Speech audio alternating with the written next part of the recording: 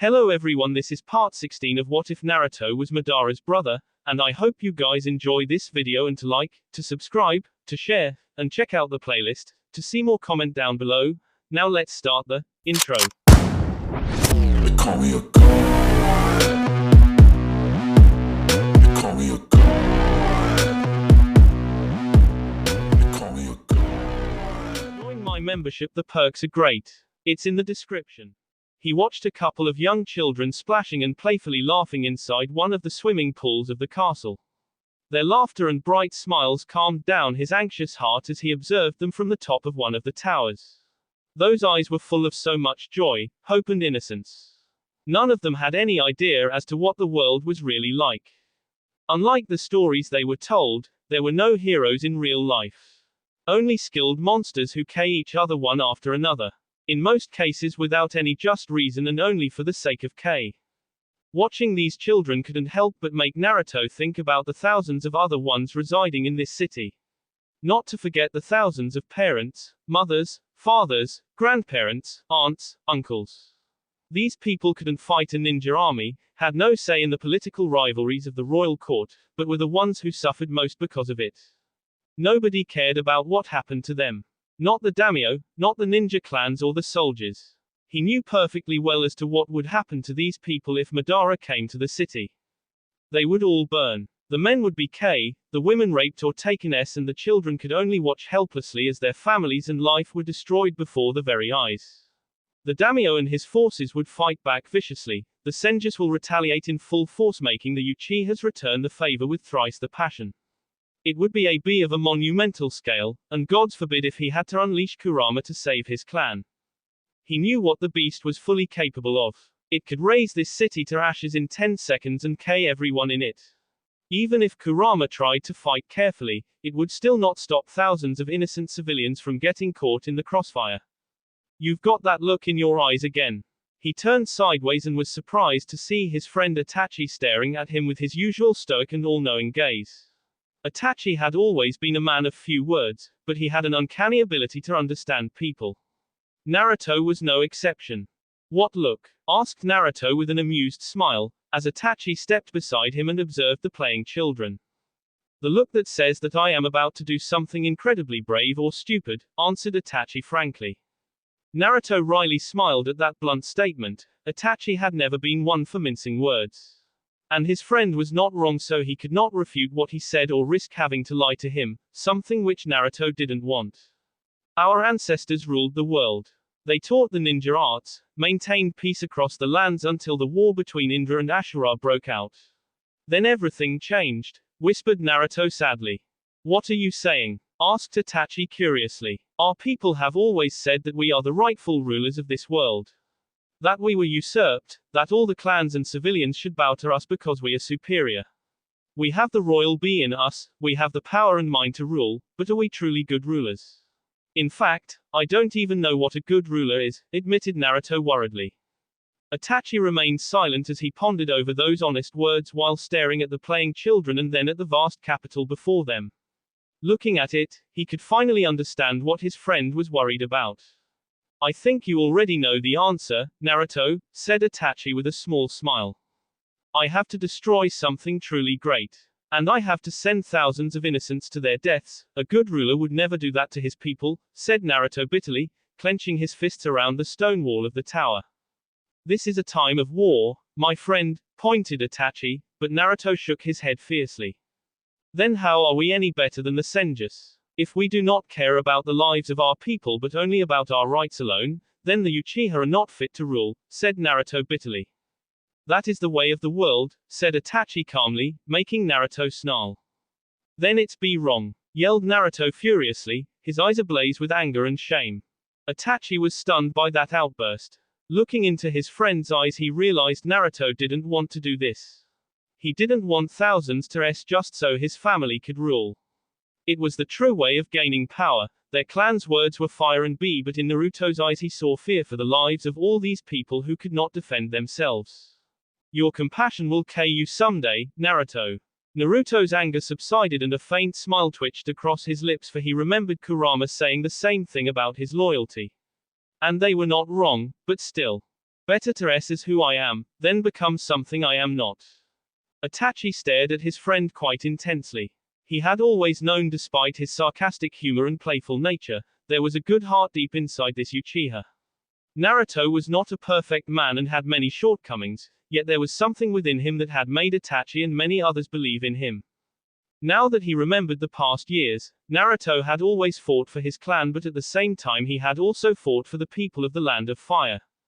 He and Shisui both believed in protecting the weak and innocent. They both believed in everything which any ninja would never do. You're going to do something, realized Itachi, and stared at his friend worriedly. Naruto simply nodded. May I know what that is? Asked Itachi hesitantly, making Naruto smile a little. Not if you want to save Yura from my brother. Itachi flinched. He was a fine warrior, but pissing off Madara was not something he wanted to do anytime soon. However, Naruto was the man's brother and had a few liberties Itachi didn't. I have to act on what my own heart is telling me to, even if I am not or will never be a ruler. And I have to do what is best for all our people, confessed Naruto. And if you fail, if war is truly inevitable? Questioned Itachi seriously, and saw Naruto's gaze harden, but he didn't look away from Itachi's stare. Then I will do my duty as I always have. Hashirama Senju was having breakfast with his family in the early morning. The atmosphere was tense and awkward, something which had never happened before. His sister was not even looking at him and had not talked to him for an entire day. Itama had tried to make peace between his two siblings but had failed, resulting into him silently eating his food while casting hesitant glances at his two siblings. Hashirama himself knew it would take a long time before Tsunade got over her anger, still he had to try. Sue. Before he could finish calling her, there was a knock on the door. When he gave the permission to enter, one of his Senju guards stepped inside and bowed. The man had an apologetic look in his eyes for disturbing his leader's family at this early hour, but he did speak. My lord, the K is here to see you, said the guard, and Hashirama didn't miss the disgust in the man's voice no matter how much he tried to hide it. His curiosity piqued. Send him in. The guard bowed before quickly walking out of the room, leaving Hashirama to wonder as to why Naruto was here. So far from what he had seen, the boy had an arrogant personality. Nothing unusual among Uchihas, but behind that facade lay a truly calculative and sharp man. The Senju had seen the intelligence in those eyes. While Madara was ruled by his emotions, his younger brother had more restraint. It still didn't cease to amaze him as to how magnificent the boy looked in his golden armor. That dragon sigil on his sea left no doubt as to who he was. The dark black cloak fluttering on his back as he walked gave him a contrasting look in comparison to his golden armor. The boy was handsome, but more than that, it were his eyes that always intrigued Hashirama. The Senju head saw Tsunade brutally her fork over her plate while Itama nervously clenched his fists. Before his sister could start her outburst and aggravate Naruto before he even began, Hashirama sent a warning glance at his sister. She held her silence but gave him a menacing glare in return. When Naruto finally stepped before them, Hashirama's sword Dawn was now hanging on the boy's hip. Hashirama gave a curt but respectful nod to his visitor, receiving the same in return. What brings you here, Naruto? Asked Hashirama curiously. I just got word from my father and brother. They have accepted the offer and will arrive shortly with all the clan heads for the wedding, informed Naruto, with not a hint of emotion visible on his blank face. Playing messenger now, are you? That's quite beneath you, K, insulted Tsunade spitefully. Itama smacked his forehead in frustration, and even Hashirama groaned at his sister's blatant attempt to rile up the Uchiha when all he was doing was giving him an important message. The only proof that Naruto even heard that insult was the slight twitch of his eyebrows, and that too was stopped when he noticed Hashirama stare at him apologetically. I am not here to play childish games, princess, replied Naruto coldly, and saw a nasty scowl arrive on the beautiful woman's face. Good. Then get the hell out. Spat Tsunade furiously. She flinched when Hashirama his fist on the wooden table nearly make it shatter. The fierce anger in her eldest brother's eyes made her gulp. Silence, commanded Hashirama. Tsunade bit her lip in order to hold back another sharp reply. Her brother was a good and patient man, but there were times when she really pissed him off with her fiery temper. This was one of those times. I apologize for her words, Lord Naruto, said Hashirama sincerely, and was intrigued when the boy shook his head. Every person is responsible for their actions. You don't have to apologize for the deeds of your sister, refuted Naruto honestly. Tsunade clenched her fists at the audacity of this Uchiha. Who was he to preach such noble values when he had done so many despicable things in his life? But her eldest brother seemed quite impressed with Naruto's words, and remembering Hashirama's silent warning from before, she was forced to keep her silence. Hashirama gracefully allowed Naruto to take a seat, which the Uchiha did with slight hesitation. Before they could exchange any other pleasantries, Naruto got straight to the point. This is a mistake, Lord Hashirama, warned Naruto. Finally something we can agree upon, snorted Tsunade, making her brothers sigh. Hashirama ignored his sister, knowing how hopeless she was, and instead decided to listen to the most rational man in the room right now. Why so? He asked the boy, and saw a grim look arrive on the boy's face. My people and our allies will never bow to a civilian who is strong-arming us to become informed Naruto. But you just said your people agreed to the offer, said Atama confusedly. Naruto pursed his lips and refused to say something. But he didn't have to, as Hashirama realized what the boy had not said out loud. They are going to attack the city. Hashirama's stunned revelation made his siblings stiffen before they both looked at Naruto with such hostility and anger, but the unfazed boy simply sat in his chair and only stared at Hashirama. I believe they will do just that, confirmed Naruto, making Hashirama grimace. Why are you telling me this? Asked Hashirama with a hint of suspicion now seeping into his hardened voice. I cannot allow the innocent people of this city to for our feud. It was the daimyo who started this, your clan who supported it, and the Uchiha who will end it in fire and b. These civilians and their families shouldn't for our crimes, admitted Naruto plainly. Don't listen to him, brother. This could be a trap, warned Atama hurriedly. I knew the Uchiha were treacherous bastards. But I never knew your clan could stoop so low, said Tsunade furiously. Even in the face of those scathing insults and damning accusations, Hashirama noticed the boy never lost his cool for even a second. He simply glanced at Hashirama's siblings before looking at the Senju leader seriously. Why do you desire peace so much, Lord Hashirama? Asked Naruto curiously. Because there is only one result if our clans continue fighting. Annihilation of both sides, and it is something I don't want, confessed Hashirama honestly. To his surprise, Naruto accepted his answer with a curt but respectful nod. I answered your question. Now I want you to answer one of mine, said Hashirama seriously. Depends on the question, replied Naruto calmly, earning a tiny smirk from the Senju leader. Why are your people refusing this peace offer? Naruto's gaze hardened at that question, something which neither Hashirama or his family missed.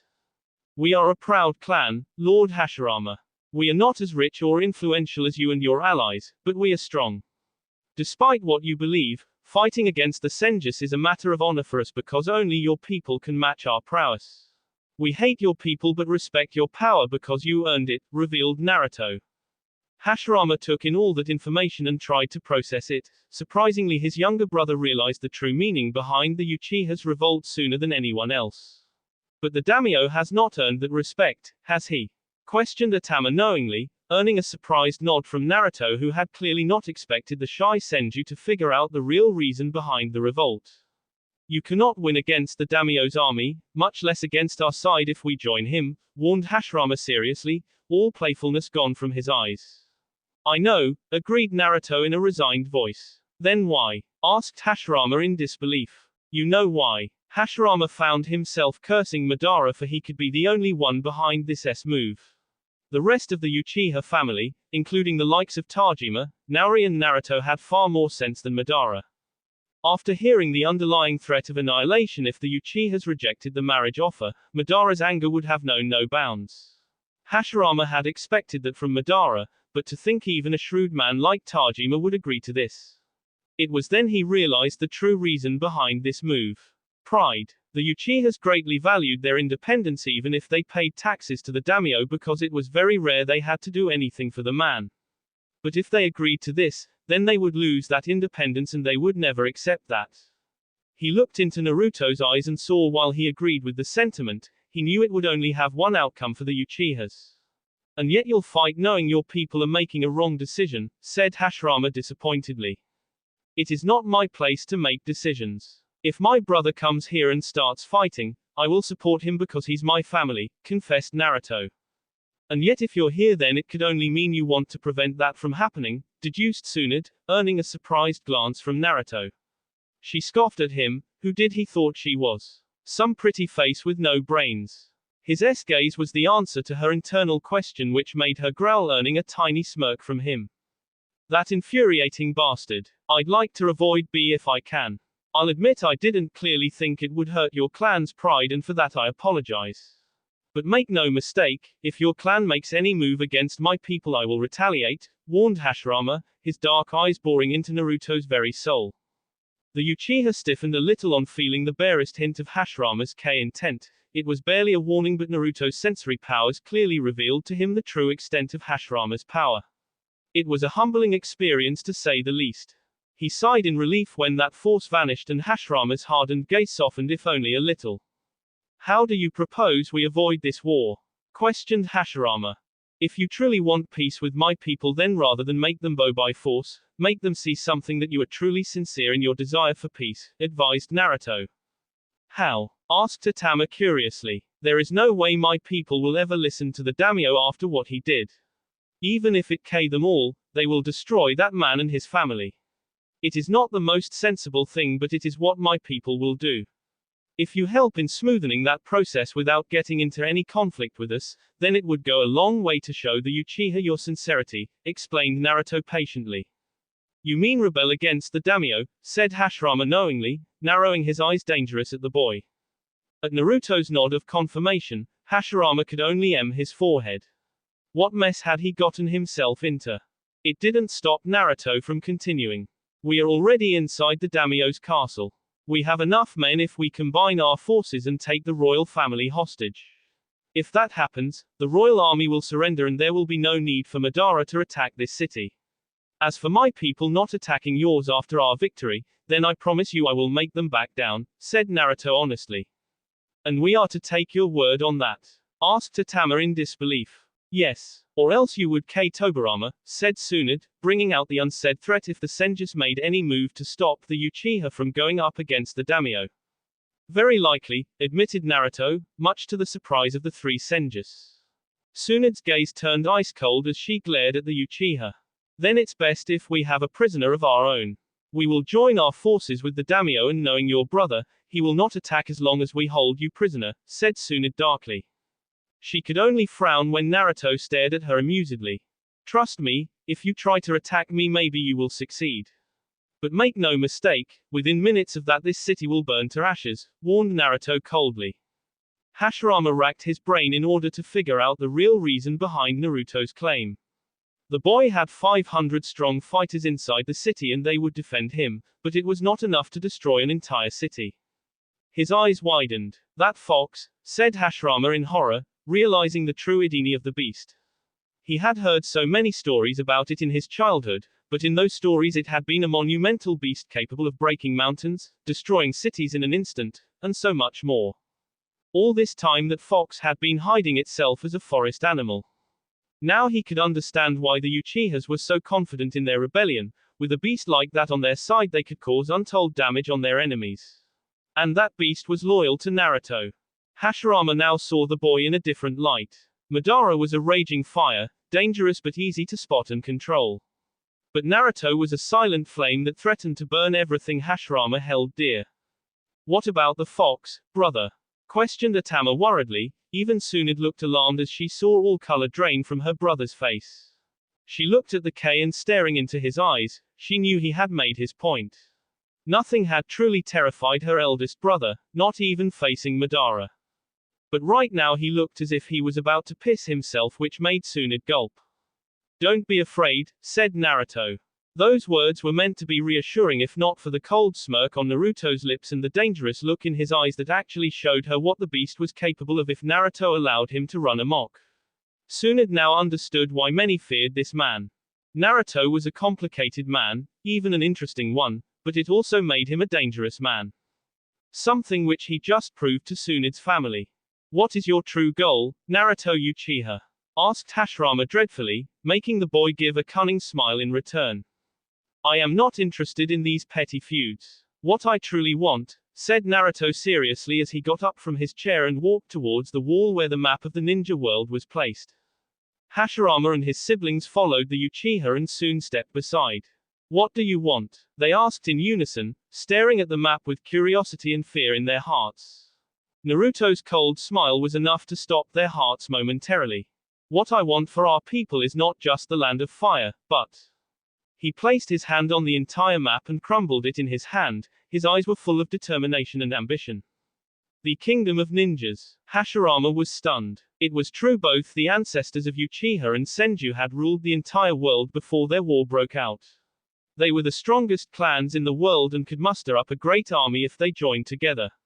Nobody could stop them if they united.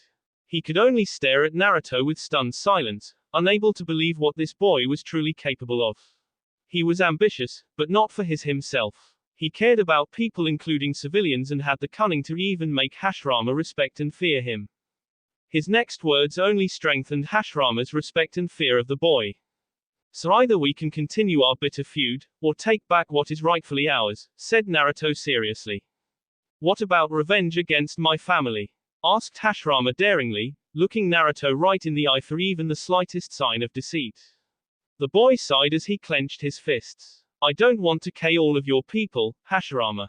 I hate Tobirama for my brother and would have killed him no matter what happened if I hadn't made a promise to someone that I would spare his life. So no, if you stop fighting against my family then I will not cause any harm to yours, promised Naruto bitterly. Tsunade was stunned. An Uchiha who was actually willing to set aside his revenge. Not only was it impossible but something which only Naruto's grandfather had tried to do before, and that man got a very bad punishment in return for his sincerity in seeking peace. Yet here was Naruto willing to take another chance. Had she been wrong in judging this man? Was her prejudice due to his past actions stopping her from seeing him for who he truly was? She had heard all about other people's story on why Naruto killed his people, but she had never heard his side, and for the first time it made her feel guilty. Before she could ponder more on this matter, Hashirama broke the silence. You are asking me to place a lot of trust in you and your people, Naruto, said Hashirama cautiously, earning a nod from the Uchiha. A risk which my family shall equally share, Lord Hashirama, replied Naruto, earning a grim nod from Hashirama. He looked at Itama and Tsunade only to see they were conflicted. Hashirama was no better, so he looked at the Senju clan head one last time. Think about my offer. Either we'll meet in my chambers to discuss terms or on the battlefield. I hope you make a wise choice, Lord Hashirama. Now, have a good day, said Naruto respectfully. He was about to walk away when he heard Hashirama call out his name. Turning back he saw all three Senjus staring at him seriously. Our people may take time in trusting each other. But if I am to go forward with this, then I have to at least trust the person who brought me this offer in the first place, explained Hashirama, earning a nod from Naruto. What can make you trust me? Asked Naruto sincerely. I want to know who Naruto Uchiha truly is. His brow furrowed as he saw Hashirama staring at him intensely. The Senju clan head was quite serious. How can I make that happen? Questioned Naruto. His breath nearly stopped when he recognized the look in Hashirama's eyes. Why did you do it? Naruto stood still, unable to accept what was just asked of him. In front of his eyes, he saw flashes pass by one after another. He could hear every scream tear through his heart, all that be staining his skin even now. His hand slightly trembled as the memory of what he did that night came back to haunt him. He had sworn never to say the truth to anyone, sworn that he would take that secret to his grave bearing the curse. And yet in the eyes of all three Senjus, he saw only one thing. They wanted the truth. It was his darkest secret, one even more important than the existence of his unborn children with Shizuka. If he revealed it to anyone, it could very likely tear his clan apart. But if he didn't, then it was almost certain that his people would fighting against both the daimyo and Senjus. He could still hear that voice calling him that, and he cursed himself for getting into this situation, for there was no going back now. He had laid out all the cards and his opponent had called him on it. Now it was time to pay. He could refuse, but it would undermine his credibility and destroy any chance of the Senjus laying faith in him. He inwardly laughed on even thinking that such a moment would come where he would be desperate to get the Senjus to trust him when all his life he had wanted nothing more than to make them pay for his brothers. Life was certainly a roller coaster ride, at least in his case. I need a drink, he whispered hesitantly. It was barely morning and he wanted to dull his senses, but he could figure out no other way where he could tell the Senjus what they wanted to hear. There was no way in hell a sober version of him was going to tell them even a quarter of the truth. Thankfully, Hashirama didn't question or even rebuke his demand and simply ordered one of his people to get the finest wine or sake available at the earliest. Naruto was more than relieved for the fact that he had skipped breakfast today. It would only allow him to get drunk faster. It was a risk because it would dull his senses, and if the Senjus decided to K him then they could be well do it. But they wouldn't, because if he's here, then it wouldn't matter who K him or why. Madara would burn this entire city with everyone in it and Tobarama in the cruelest ways known to man. His brother's anger sometimes even terrified him, and after what he was about to do it would not just be Madara but his father and aunt who would all be pissed at him. Greatly. Still, there was no going back now, so he took a seat on the couch as the Senju family took up seats on the one on his opposite. The guard luckily brought 2 fine bottles of both wine and sake. He knew drinking both of them together was a bad idea, but frankly, he didn't care right now. While he had his drinks and felt his senses dull more and more, his audience maintained a respectful silence and made every effort not to stare at him too openly. Although he did see Tsunade getting a little disappointed on seeing him finish his 2 bottles and the effects kicking in so soon. He stored that information for later. Maybe someday he could engage the Senju princess in a drinking contest. If they became allies, then that had a great possibility of happening. Even with his dulled senses, he aimlessly stared across the room, seeing faces he never thought he would see again. The bright red walls only seemed to remind him of all the crimson bee that had been shed that night. Finally, he mustered all the courage he had and hesitantly looked at the 3 Senjus who, if his drunken mind was seeing right, were quite eager to listen. It all started after our victory at the Great Tama River. Flashback, 10 years ago. Naruto sat in the middle of the Naka temple surrounded by his clansmen on all sides. All of his family was here except for Madara, who was currently away on another mission. The Uchihas looked to be in a good mood, for they had just scored their single largest victory against the Senju in years. And they had the Sharingan back. He saw his father stand up, making their remaining clansmen cease their chatter. Every set of eyes were now fixed on Tajima Uchiha. "We have achieved a great victory," announced Tajima proudly, earning a loud roar of cheers. When it finally down, Tajima looked at his people with even more confidence, and they could feel his enthusiasm as they looked back at him with hope. "I have called you all here because it is our custom to thank the gods for giving us the strength to achieve what we did. It is true that we paid a heavy price for that." Nobody blamed Tajima when he took a pause, for while many had lost friends and family, Tajima had lost the most with the death of his 3 sons. But at the same time, he had gained immense prestige and had his position secure as clan head for the rest of his life now that his last 2 sons had the Sharingan. In fact, Tajima's family reign was guaranteed for generations. "But we won. So today, I seek blessings from the gods and ask you to join me," declared Tajima. There was not a single protest from everyone as all the Uchihas rose as one before joining their leader and his family in kneeling before the statues of Amaterasu, Shinigami, Tsukiyomi, Hachiman, Izanami, Izanagi and the dragon. Naruto found himself intensely staring at the ancient deities. People said they were not worshipped anymore because they were old and never existed in the first place. But one look at his people showed him they didn't believe it for 1 second. No matter who they were, there was not one Uchiha who didn't look a devoted person. He remembered tales of Amaterasu, goddess of the sun. The scary tales of Shinigami, the Death Reaper. Not one Uchiha could claim not to fear this god. The songs of Tsukiyomi and his loyalty. The brother of Amaterasu and the god of the moon, not to mention the Uchiha's prime god. The courage of Hachiman, the god of war. The twins Izanagi and Izanami, god of the sky and goddess of the earth. The dragon, his clan's proclaimed ancestor. He didn't know if they truly existed or not, but by now most of the world believed the Uchihas to be retainers of Dragon B. Standing before these 7 gods made him feel at peace and gave him strength as he tried to suppress the feeling of missing his brothers. They would never join him in this pious task, never get to share this peace with him.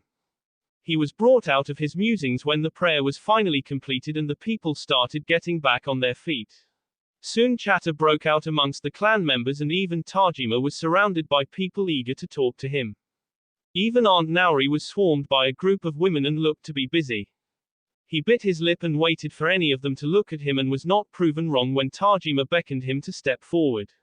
Naruto obediently walked towards his father and saw an old man with a stern face and ice-cold eyes waiting for him. His once dark hair had turned all white and his wrinkled skin made him look more like a glorified mummy. Meet your great-uncle, Yamamoto Uchiha. Naruto's friendly expression vanished as that name struck home. If he remembered it correctly, then this man was one of the distant cousins of his late grandfather. This man tried to take the Uchiha leadership from Tajima but couldn't gather enough support. In retaliation, Tajima had sent his uncle away on various missions that had kept him away from home for decades. But the resurgence of the Sharingan was a big enough event for an exile to come back. And he certainly didn't like the way this man was looking at him. He knew that look, had often seen it enough in Anabe and Yashiro's eyes whenever Izuna had doted on him. Jealousy. Still, protocol demanded him to show this elder respect despite his past actions. So he swallowed his pride and suspicion before giving a respectful bow to the older man. You taught him well, Tajima, said Yamamoto crisply. Those words were meant as a praise, yet the condescending tone left little doubt regarding the man's true feelings regarding Naruto and his family. Fortunately, Tajima was used to something like this and simply looked at his relative calmly. This was a courtesy, uncle. Since you hold an honorary seat on the Elders' Council, it was my responsibility to inform you of our latest victory. I have done my job and I hope your stay here will be comfortable, replied Tajima. Even Naruto could see the older man grinding his teeth in order to contain his fury because Tajima again reminded him that he was not welcome to stay any more than necessary. What made it worse was the fact that there was nothing Yamamoto could do to change that. Realizing he couldn't hurt the Uchiha leader, the old man then turned his gaze towards Naruto and this time he didn't try to hide his true feelings. Show me those eyes of yours, commanded Yamamoto, and even he couldn't hide his eagerness. No. Tajima smirked on seeing the gobsmacked look on his uncle's face on hearing that answer. He had clearly not expected that and he couldn't be more proud of his youngest son than he was right now. Looking at the boy, Tajima saw an icy gaze staring at Yamamoto refusing to bow to the man's blatant demands. Are you disrespecting an elder and a member of your family, boy? Reprimanded Yamamoto harshly. If looks could kill then Naruto should have been on fire. Tajima narrowed his eyes dangerously. It was true that things were not exactly peachy between him and Naruto, but to watch his boy be talked to like that invoked a renowned fury in him. Certainly not from this man. Before Tajima could come to his son's rescue, the boy took up the job himself. My father taught me it is treason to command your liege lord's family. You expect respect but give none in return. I hope you understand that you have no right to ask anything of me. Even if you had, I wouldn't give you a penny. Tajima was more than impressed by what his son just said. If they were not surrounded by their clan, he might have even praised the boy for not acting like a child but far more maturely. Yamamoto looked thunderous and Tajima didn't miss nearly a dozen Uchiha inching close to the three of them. He narrowed his eyes at those people remembering each of them perfectly. They were all his uncle's supporters who had tried to overthrow him, many had recommended him to be put to death for their treason but Tajima had not done that knowing how much it would have hurt his father's soul. Besides, their clan had taken a mighty blow from the Senju and he could not afford to lose trained fighters at any cost. So instead, he gave them missions that kept most of them away from home for a very long time. But now that vacation was about to end. Naruto tensed as he too noticed the unknown people closing towards them. He was still deciding his next move when Tajima stepped before him protectively and glared at his uncle and his supporters. We are done here. Pack up your and leave before first light tomorrow, commanded Tajima icily. And if I don't? Challenged the old man. Naruto could practically see the supporters of each faction eyeing each other warily. One wrong move and things could go haywire. Kento Senju. Nearly every Uchiha in the vicinity flinched on hearing that hated man's name. But their reaction was not one of disgust but of utter terror. It was a well-known fact that Kento had been the instigator who Tajima's siblings when his father tried to offer peace. What Tajima did in return was enough to even terrify his own men. It took years, but Tajima was relentless. He finally managed to capture Kento and his entire family except for his son Butsuma. What happened next was enough to even make Yamamoto flinch as he remembered that incident. Tajima didn't kill his prisoners or tee them even. He broke them. Months of imprisonment in the dark cells with only the barest amount of food and water had left most of the Senju family insane or terrified. Their mental capacity was so eroded that they saw shadows everywhere waiting to kill them. Tajima gave Kento and his sons who were still sane one offer. Either have Kento's wife and daughters be raped by hundreds of Uchiha, or do the deed themselves.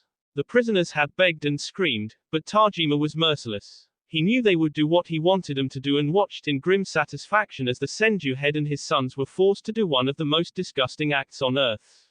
And he made them do it again and again just as they had raped his little sister.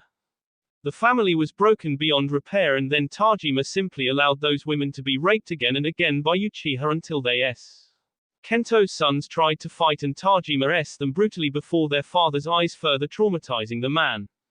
By then, nothing was left of the Senju head. His spirit was broken.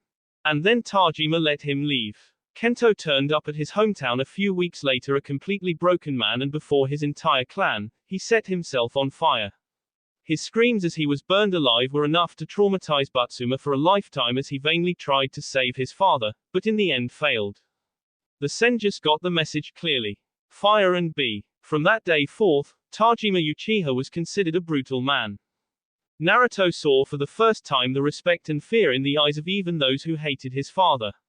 Tajima dared him to defy him, but no one did. Not even Yamamoto. Get the hell out of my sight, commanded Tajima coldly.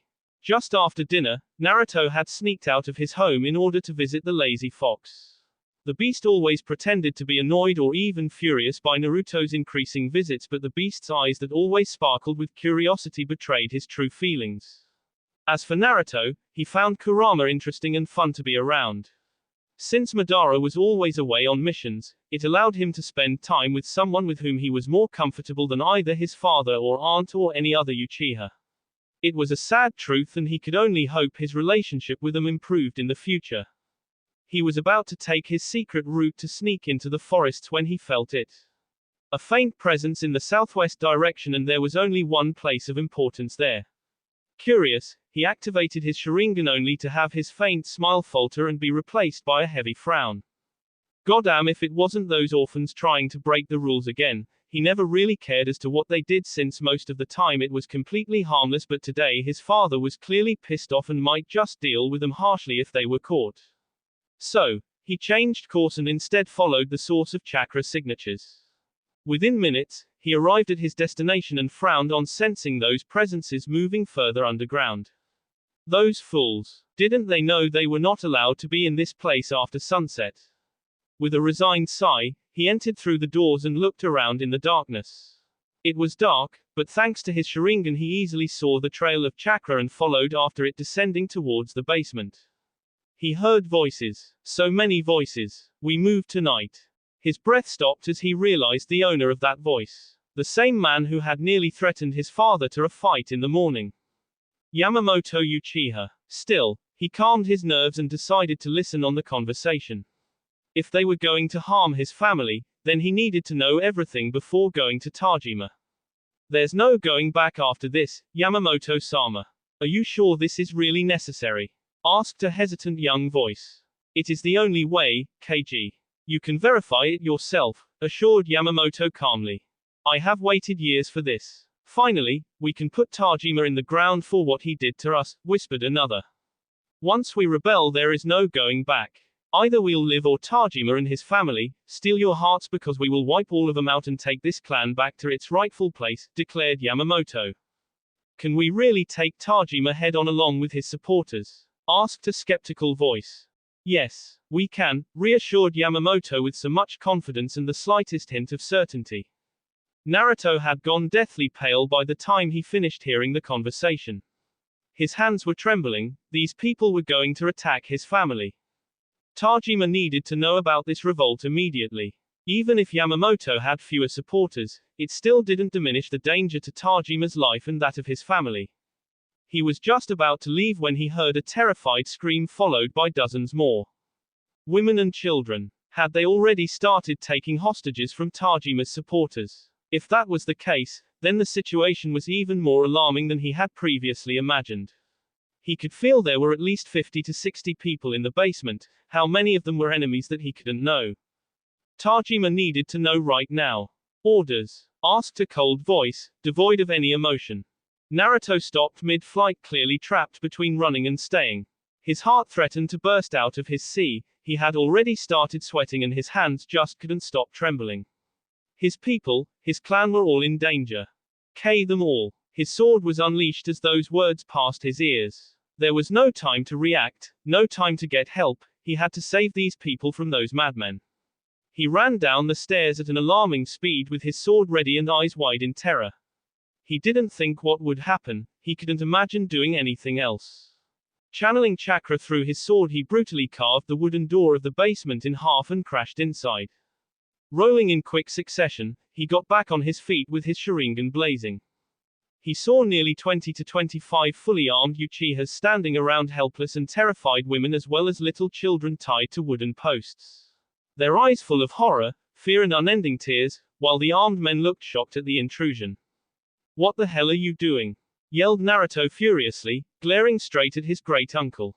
The man sneered at him, his eyes full of so much loathing. "If it isn't the young dragon," mocked Yamamoto, even going so far as howling a poor scream of a dragon. The old man's supporters now turned towards him with the same look of utter loathing in their eyes as they raised their weapons. "I command you to release these people at once. Disobey and you shall be E for treason," warned Naruto, his Sharingan glaring at these people. And they laughed at him.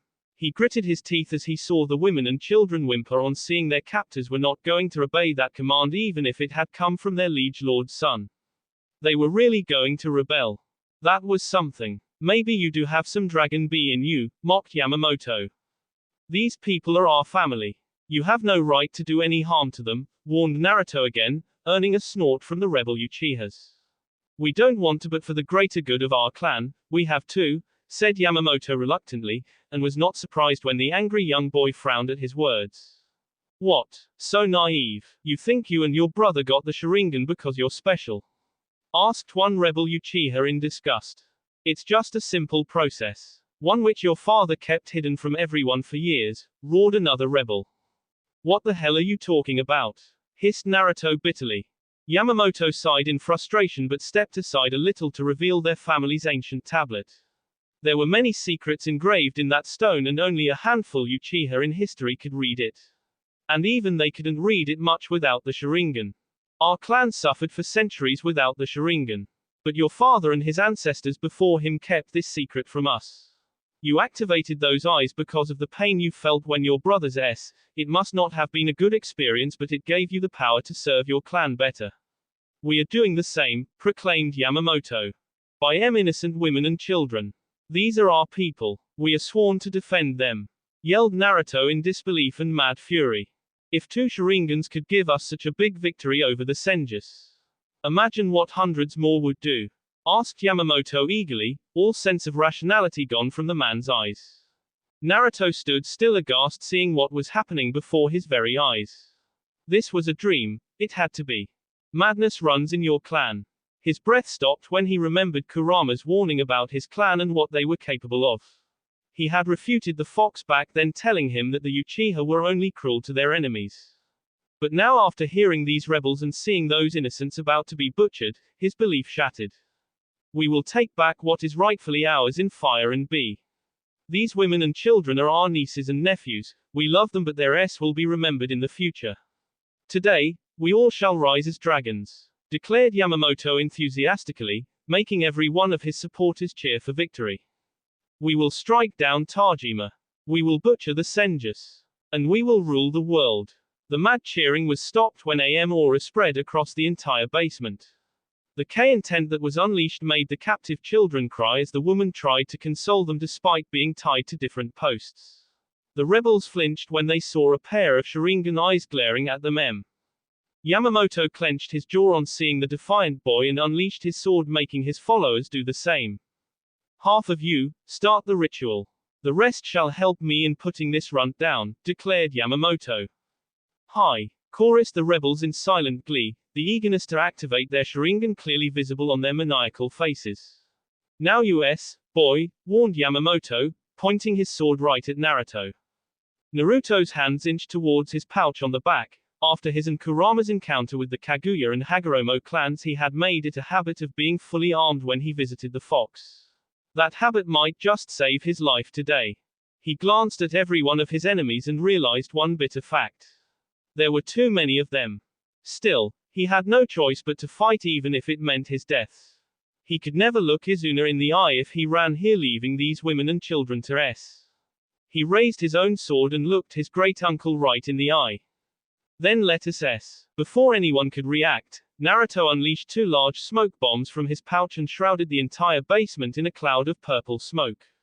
He heard the rebels and the prisoners coughing violently. Many shouted to each other asking for Naruto's whereabouts because they could not see the boy.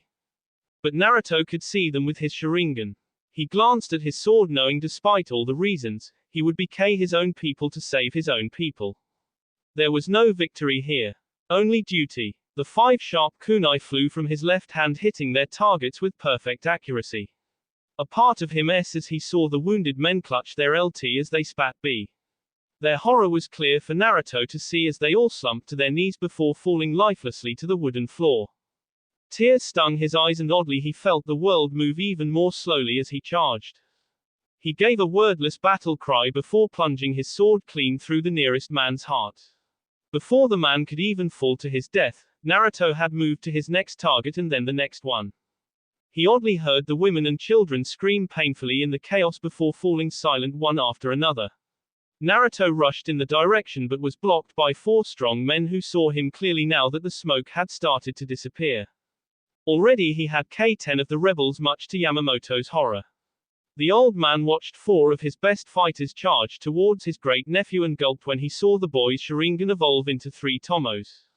A full Sharingan. Naruto saw each and every movement of his enemies before they could even act halfway, with his sword making quick work of them. They were all stronger, older and more experienced than him. But he was faster and smaller, and he could see what they wanted to do before they even did it. He watched Yamamoto take a few steps back in fear as the last of his supporters tried to stop the red-eyed boy. Burn him. Burn everything. Burn 'em all. Yamamoto had lost every last ounce of his sanity, his crazy eyes watching the boy carve the rebels left and right.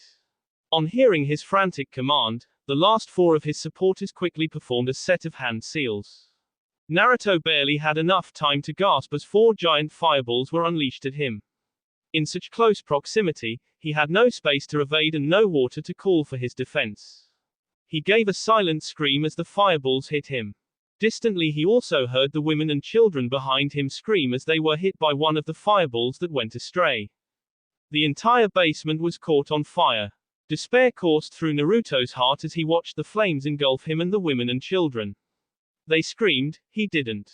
He waited for that inevitable pain to consume him just as it was consuming those innocents, but strangely he felt the pain equivalent of a small knife tearing up his skin. He was on fire and yet he was not burning. His pale skin was turning beet red, and in some places even black from the fire, but even so he was not getting charred. A fact which shocked his remaining enemies.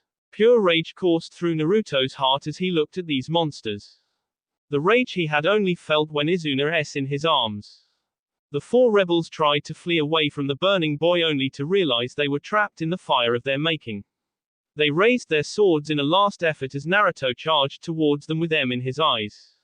Yamamoto winced when he saw his great nephew butcher his last men.